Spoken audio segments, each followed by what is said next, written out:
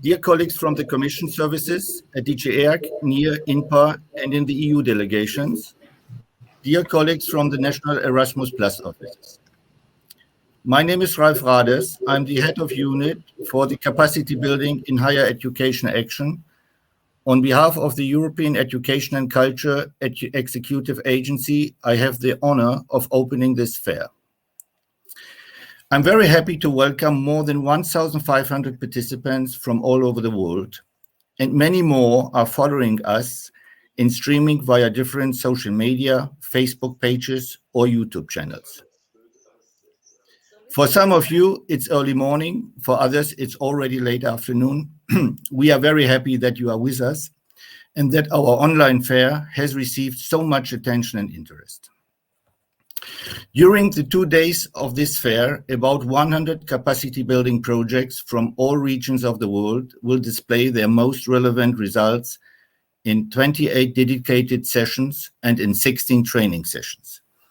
You will have the possibility to attend subject-specific sessions where results of projects in agriculture, engineering, health, and many other disciplines are presented, and you can attend cross-disciplinary sessions with achievements in topics like digitalization, innovation management, and soft skills. Before we start with the plenary session and with our speakers, please allow me to address some practical and technical points. In order to well understand the structure of this event, with its various parallel sessions, please consult the final agenda that is in evidence in your reception. The color codes clearly indicate that there are two different types of sessions.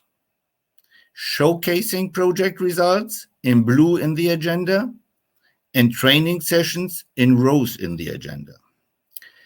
As concerns the access to the different parallel sessions, I would like to clarify that sessions showcasing project results in blue in the agenda are open to every interested participant. No restrictions apply concerning the number of participants.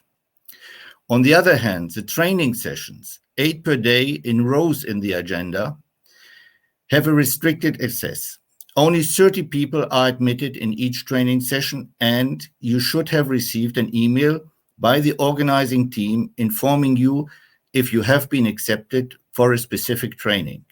Please note that people accepted for a training do not need any link, no code, no password. They can just enter their respective session. Please be aware that due to the very high request for the training sessions, only attendance to one training has been granted. The same link that you have used to enter the event today will be valid also for tomorrow. Therefore, for the 2 days, there's only one link. From a technical point of view, please be aware that every registered participant can activate a functionality showing subtitles of what is said by the speakers. Please note that this is not a translation to another language. It is the caption in writing of what is voiced on stage. You can activate this function by clicking on the button which is visible under the screen.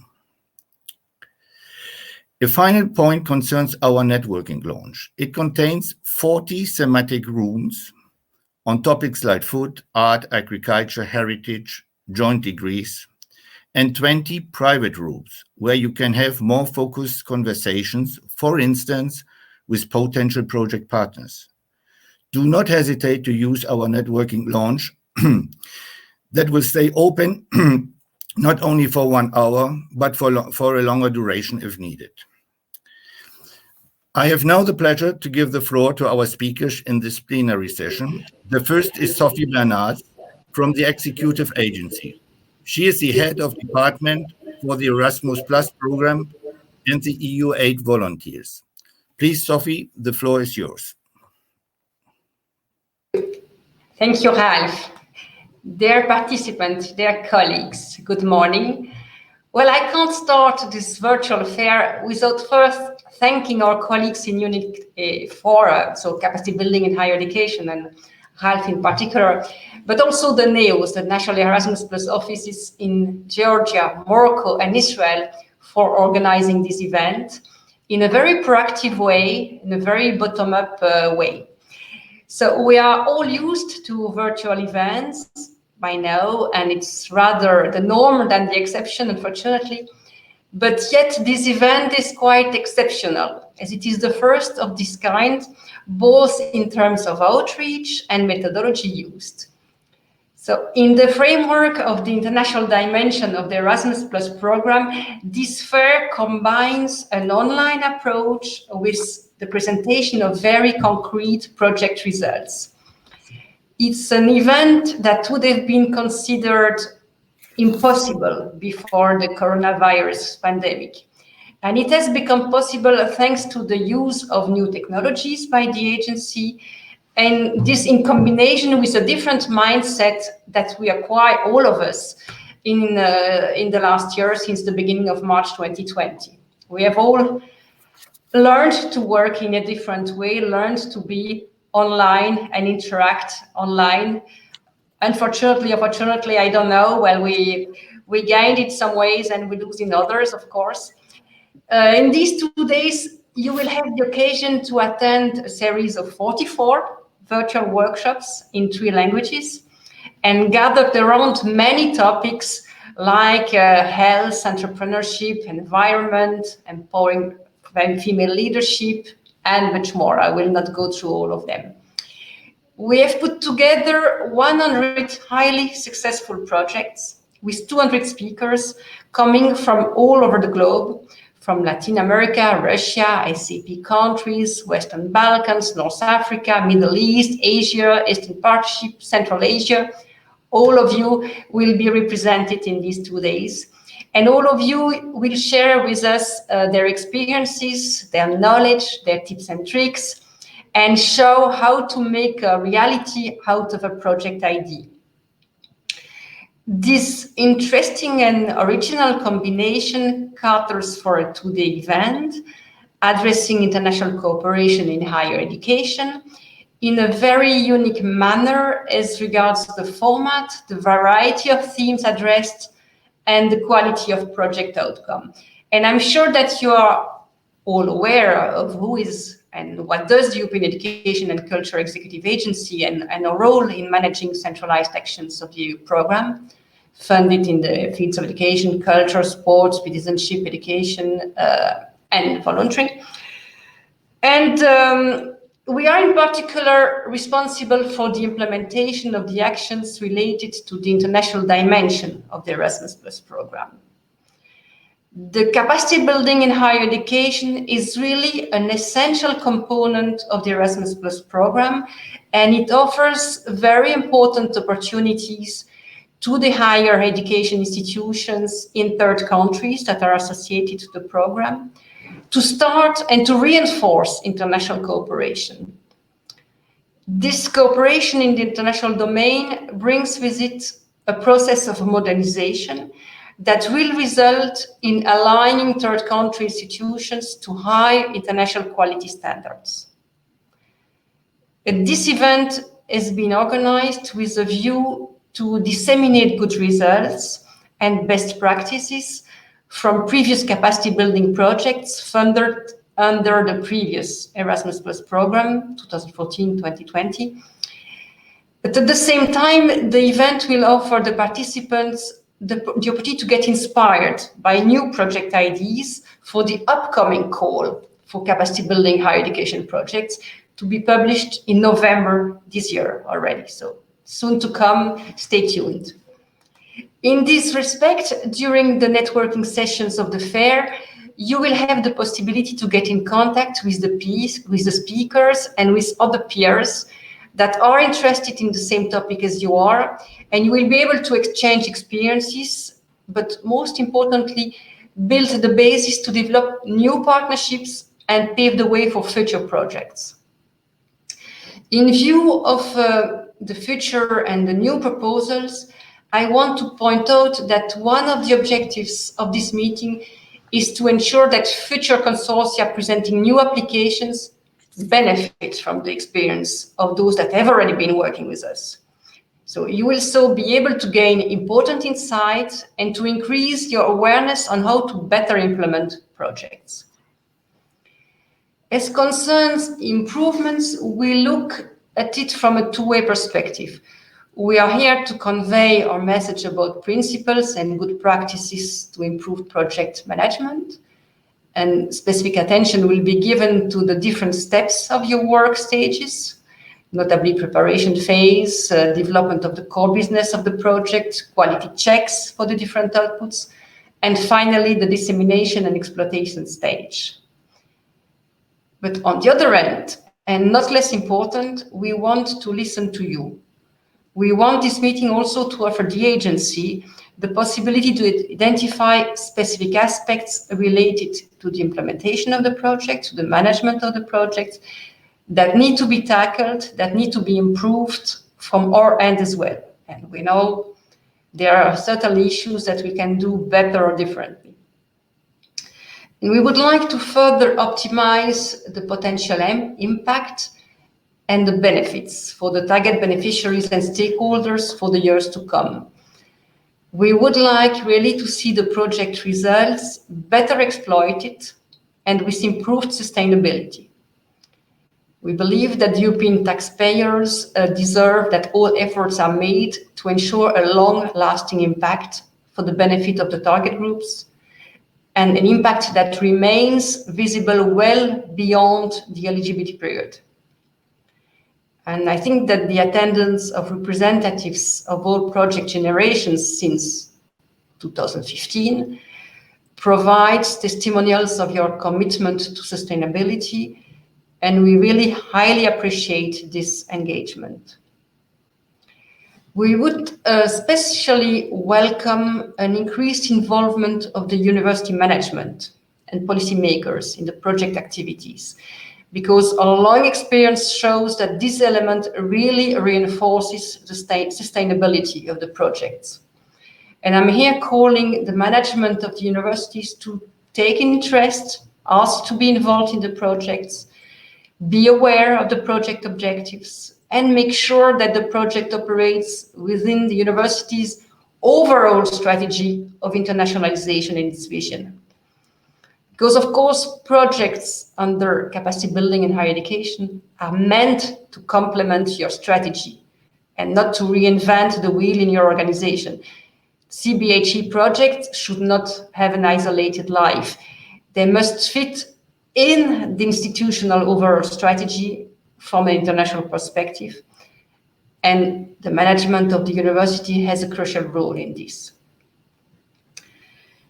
The questions that partner country universities and their academic staff and management will need to ask themselves for a future participation in the capacity building action are: where does the overall international strategy of the university stand? How does capacity building in higher education contribute to this international strategy? How do projects fit into this overall strategy? For capacity building projects in the period 22 to 27, we would also welcome more involvement of the students in the project activities, not just as passive beneficiaries, but really as active actors contributing to the achievement of the results. And this goes well beyond their involvement simply as final beneficiaries. For instance, we would like to see them involved in the consultation of the curriculum development activities and in the dissemination and marketing of the program. Ideally, we see them participating in the training or during the pilot exercises, and we believe that students' mobility could then be increased, and also that they are well-placed stakeholders to be involved in the quality assessment. They are the one who can say how it worked. Let us also reflect on the involvement of non-academic partners, because they also can bring an important added value to the projects. Especially the new call for proposal is encouraging the involvement of enterprises into teaching and research. And we want we have seen that their active participation helps in bridging the gap between the academic level, the society, and the labor market. And I now specifically would like to address higher education institutions from least developed countries. So higher education institutions located in remote regions and newcomers in general. The new call opens specific possibilities for you. We want to reach out more to those with fewer opportunities in order to give a chance to those who are often left behind due to economical or sociocultural or simply geographical reasons. Because capacity building means exactly building bridges to those with few opportunities and allowing a knowledge transfer where it is needed the most. You are also responsible for building networks, cooperate and speak with colleagues experienced in international cooperation. And you will find plenty of them within the next 2 days. And now a final word on the practical part of this event. Besides the workshops that offer both informative and interactive sessions, we will also end each day with a networking session in the lounge with around 60 virtual tables. The platform we are using has been especially chosen for its user-friendliness as regards networking around virtual tables. But yet, of course, this still requires that you are actively using this functionality. So please do. Find new friends, find potential partners, and I would like to ask in particular the more experienced participants to get in touch with the newcomers and be inclusive in the best sense of the word. Please also note that the FAIR booklet is an excellent tool to be used during and after the event, as it contains direct links to all project web pages presented during the fair. Hence, save it well, contact the speakers and coordinators after the conference. Now, I'm sure that this virtual fair will be a great and fruitful exercise in sharing good practices, highlighting common problems, proposing feasible solutions, discussing techniques to ensure exploitation of results on a larger scale. And I'm also sure that it will result in an excellent opportunity to create new networks, new synergies, new reference points to contribute as academic community to the difficult and existential challenge we currently face. And indeed, to paraphrase a famous writer from a partner country, namely Dostoevsky, who said, "The beauty of cooperation will save the world." So let's save the world together, and I wish you a very successful virtual fair. Yeah, thanks very much, Sofie. Thank you for pointing out the importance of this event, but also of the whole capacity building action. You have also mentioned our expectations that we have towards the projects. And of course, you have also mentioned the future of the capacity building action, which will start now in November when we launch the first call of this action. So thank you for this again. Now the next speaker is Philip van der Poel. Philip is the head of international cooperation at DG Education and Culture, and he will speak to us about the strategic and policy context of the capacity building action. Please, Philip. Thanks a lot, Ralph, and thanks a lot to the executive agency for organizing this event. But first of all, I would like to welcome all the professors, university representatives, headquarter and delegation colleagues, and all of you, ladies and gentlemen, for being here with us today. Let me just make a few brief introductory remarks. I think we all know that education is at the heart of any well-functioning socio-economic system. Yet, amidst the global COVID-19 pandemic, our education systems face challenges of unseen extent and nature. The lockdown affected 100 million pupils and students in the EU alone, and over 1.3 billion children globally. And the pandemic exposed the global digital divide. Societies around the world are still adapting to the current situation and trying to move from disruption to recovery. Higher education is no exception. Universities had to adapt swiftly to continue providing inclusive education of the best quality, mainly through digital means. But we have seen an incredible display of resilience, strength, and creativity in coping with this situation. We should learn from this and seize the opportunity to keep on innovating and modernizing our education systems to improve and build our resilience for the future. As a global partner, we are committed to strengthening international cooperation on education through the European Education Area and the Digital Education Action Plan. They offer a vision for recovery from the pandemic and beyond. First, the European Education Area. The area fosters cooperation between our education systems and focuses on several key areas: quality, inclusion and gender equality, green and digital transitions, teachers and trainers, higher education, and the geopolitical dimension of education.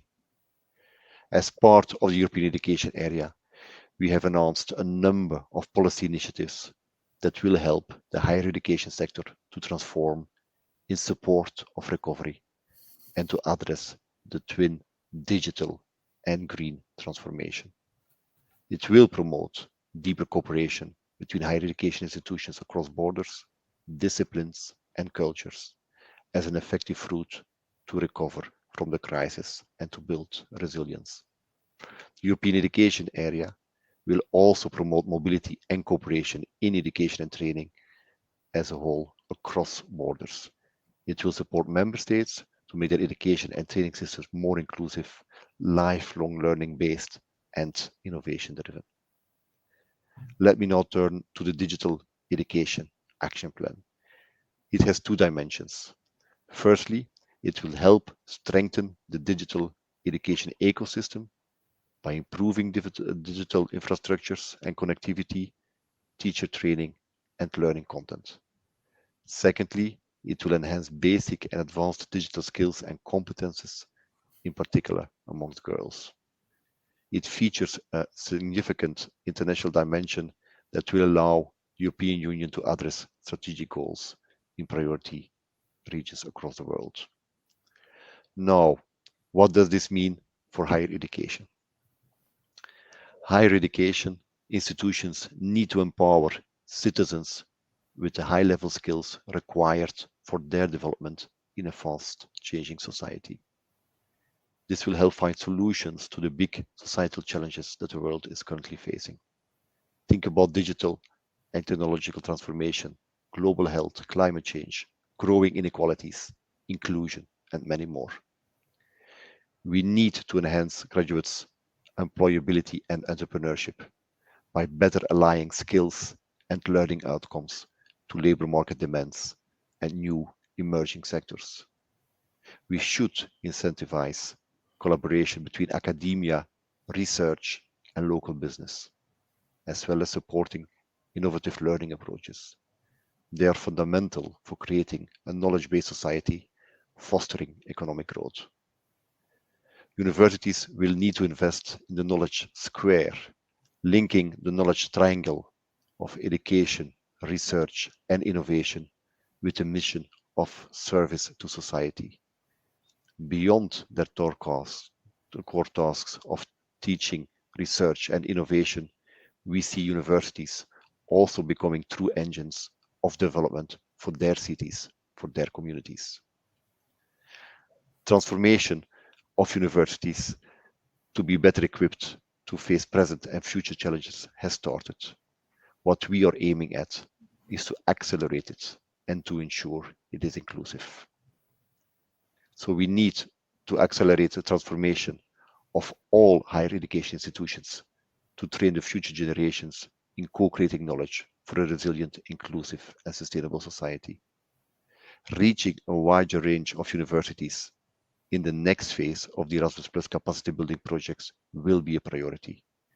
We need to be as inclusive as possible, involving students and university management. And we want projects to strengthen the relationship between higher education and the wider socio-economic environment by involving local communities, administration, authorities, policymakers, social enterprises, and international organizations as key actors of social innovation. This will be the emphasis of the action in the upcoming periods. To conclude, I would like to thank all project representatives that are here today and tomorrow for sharing their experience. Through your work, you will encourage others to take up the opportunity that the Erasmus Plus program is offering. And I encourage those attending to exploit all the opportunities that are available under the Erasmus Plus, and in particular under its strengthened international dimension. Capacity building projects show that words like partnership and collaboration have real significance and have real impact. I wish you every success in your endeavors. Thank you. Thank you very much, Philip, for being with us, and thank you very much for your speech. I will now invite Mathieu Bousquet to give his speech. He is the head of unit in DG NEAR for the thematic area, an economy that works for people, green, digital, and connected. And he will speak to us about the strategic steering and maximum impact. Please, Mathieu. Thank you, Ralph, and very happy to be with all of you today. I mean, it's impressive. I mean, the number of colleagues from all around the world that are with us today. So first, allow me to thank, the agency for organizing the conference, with its partners. And I'm very happy, to see that so many people are coming together to discuss the impact of CBHE around the world. Maybe we get the first slide. So strong education and training systems are essential for the future prosperity of our partner regions.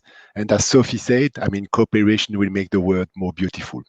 So together, we should seek to steer and solidify the impacts of CBHE. Addressing this challenge requires the mobilization of a broad range of stakeholders. And I like to refer to what the President of the Commission, Ursula von der Leyen, said, and she has indicated, we are going to be a geopolitical commission. So by ensuring a strong link between Erasmus Plus and external action objectives, we will create a beneficial synergy. This was also presented by Philip in his slides, this geopolitical dimension. So we are discussing with our colleagues of EAC and the agency how to reflect this geopolitical dimension into the new generation of programs. Of course, our priorities may vary from a region to a region because not all partners face the same challenges. But overall, they can be grouped in 5 categories which reflect the headline goals of the von der Leyen Commission: Green Deal, digital transformation, migration and mobility, governance and human development, and sustainable growth and jobs. And these objectives are equally reflected in the different regional strategies that have been developed by the Commission in recent years. If we start with the Green Deal, it's clear climate change is an existential threat, and we will have profound effects on our society. COP26 is about to open, and it's very clear that the EU has voted to take the lead by becoming the first carbon neutral continent by 2050. So the Green Deal will guide us in this process and prepare the society and economy of tomorrow. So the green transition, which is going to take place in Europe, but in all the world, this is a necessity for our children, will require new skills on all fronts.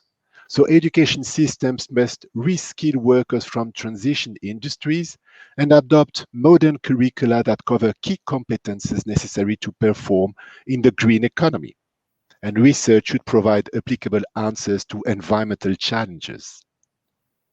As we are talking about the Green Deal, which is one of the big transformation, big priority, the second is, of course, the digital transformation.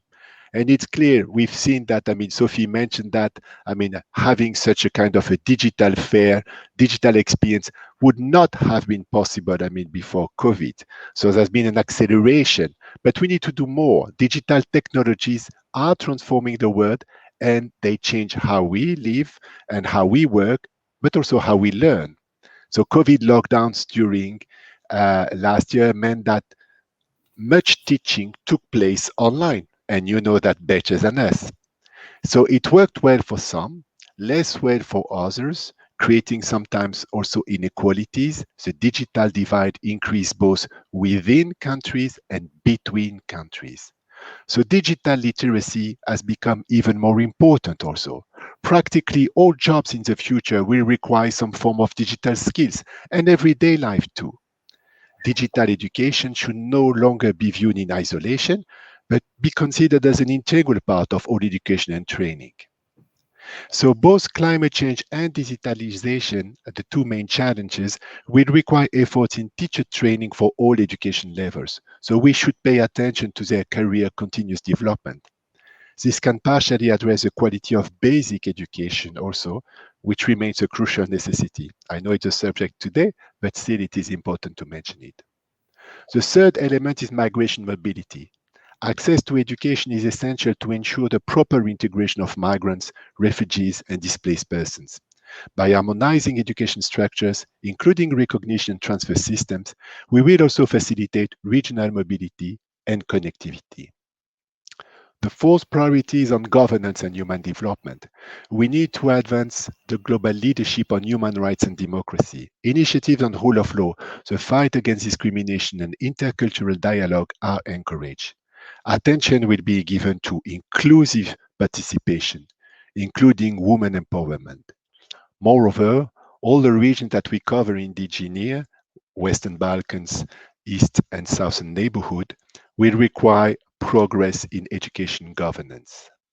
And finally, the fifth priority is sustainable growth and jobs. Investing in human capital and employability of students is a priority. CBHE projects should support reform that help enhance linkages between education outcomes and the needs of local labor markets. This includes the development of work-based learning in vocational education and training. So the priorities showcase the need to adapt and to increase resilience. And Philippe mentioned quite a lot, the resilience in his speech. COVID has accelerated certain trends, and our priorities have become more relevant than ever. Next slide, please. What is important is that we find ourselves at a critical moment. So following the COVID-19 crisis on one hand, but also, our new, it's a little bit internal, but it's important, our new multi-annual financial framework, our vision for the next 7 years, it is of utmost importance that we spend in a sustainable way and really build back better. CBHE projects should pursue maximal impact while ensuring the sustainability of the result, as was mentioned by the precedent speakers. And I know it is in the mind of everybody here. Just as we expect partner countries to review, implement, and evaluate, we must be open to analyze and adapt our own policies. So through monitoring and reporting, we can make adjustments that help us meet the needs of our partners. We also have to learn from each other. That is one of the reasons why this conference is so valuable. Future projects need to build upon the success stories of the past calls. Several CBHE projects will be presented today and tomorrow, which address the building blocks described earlier. And I like to mention some of them. It's just a selection, sorry for not mentioning all of them, but some that I just wanted to highlight. The Rebus project promoted youth entrepreneurship in ICT and engineering within the Western Balkans. This will boost economic development, resilience, and competitiveness. The Salem project in Tunisia and Morocco accompanying ministries of higher education in the implementation of a national status of student entrepreneurship. The involvement of public authorities will help secure the legacy of achievements even after the project completion. And the WASEC project addresses the threat of water shortages in the Middle East. It established a network on water management and strengthened cooperation between universities and enterprises. So these are concrete examples of really geopolitical projects. CBHE can provide tangible benefits for students, teachers, and citizens alike. So we look forward to the conference outcomes and that its lessons are reflected in the upcoming course. The Commission will continue with all its departments and agencies to pursue impact changes in cooperation with all stakeholders. Thank you very much. Yes. Yes. Thank you very much. Thank you very much, Mathieu. Yes, it is important that we link the capacity building objective to the priorities, to the overarching priorities of the Commission. And you have clearly mentioned the external action objective in your slides. And of course, in the future call, these will be important priorities for our capacity building projects. So we are hoping with this reshuffling of the priority and the focus of political priorities that we can in fact contribute to those important objectives like Green Deal, digital transformation, sustainable growth. Thank you again, Mathieu, for your intervention. So the last speaker in this section will be Annika Florain, who is the Deputy Head of Unit in DG International Partnerships and responsible for education, youth and culture. She will give us her view on the capacity building action in the political and wider context. Please, Annika, the floor is yours. Yes, thank you very much. Thank you so much for the invitation and for the organization of this event. Very timely indeed, ahead of the next generation of Erasmus actions. So I'm very pleased to be here today and see that so many of you have gathered in this event. It really shows the strength of a virtual event that some of the previous speakers underlined. So I belong to the Directorate General for International Partnerships. So as you know, we are in charge of cooperation with countries in Central Asia, Asia Pacific, Sub-Saharan Africa, Latin America and the Caribbean, and we provide financing for Erasmus for those regions. So I would like to talk to you about our perspectives when it comes to education policy, what are our commitments, our geopolitical priorities. Mathieu already underlined some of them, the actions that we fund under Erasmus, and how we see the role of higher education institutions in reaching our objectives. Next slide, please. So if we look, education is really at the heart of development. It's a key ingredient for the progress of individuals and societies. The majority of the Sustainable Development Goals cannot be achieved without education. And this is why our Commissioner for International Partnerships, Jutta Urpilainen, has made education a key priority. So when she took up mandate a couple of years ago, she immediately took the ambition of increasing financing for education from 7% of the portfolio to at least 10%. So following the policy that we have agreed with our EU member states in the consensus for development, the cornerstone of our education programs is really system strengthening in a sector-wide context.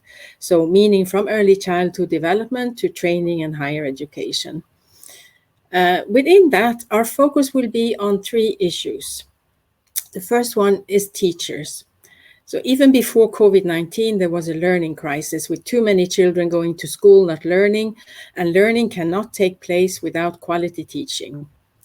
We also want education systems to provide education for all, also the most marginalized, and inclusion is a key objective at all school levels.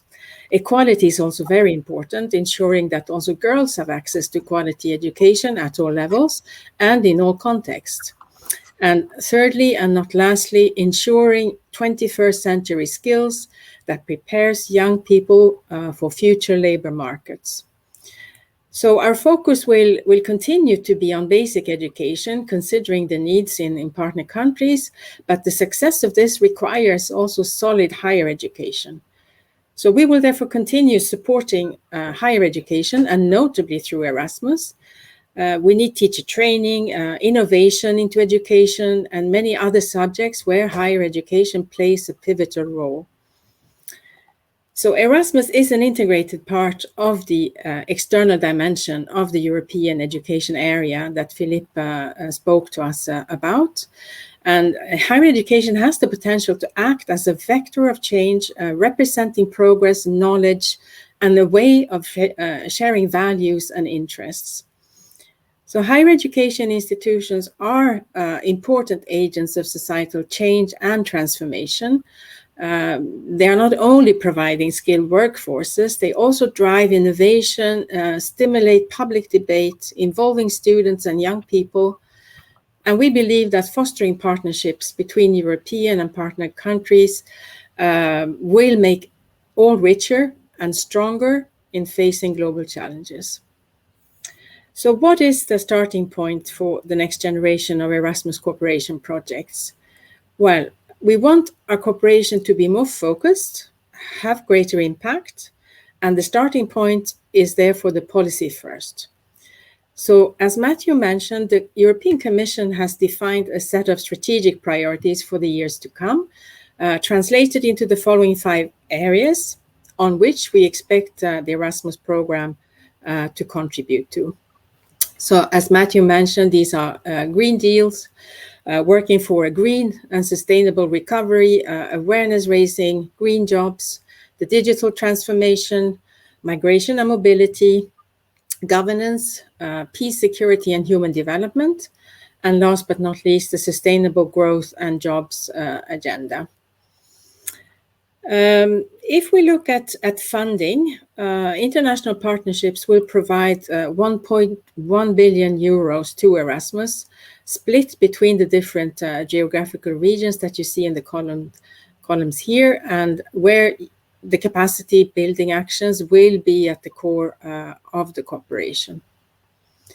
So what is it that we expect from the next generation of projects? Next slide, please.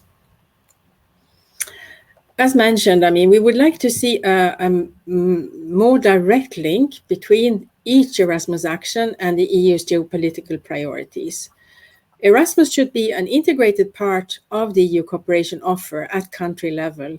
And our intention is to leverage better the work that you do in policy dialogues with our partner governments. Secondly, we would like to make the program more inclusive, and measures are being put in place to facilitate both disadvantaged students and institutions to benefit from further Erasmus cooperation.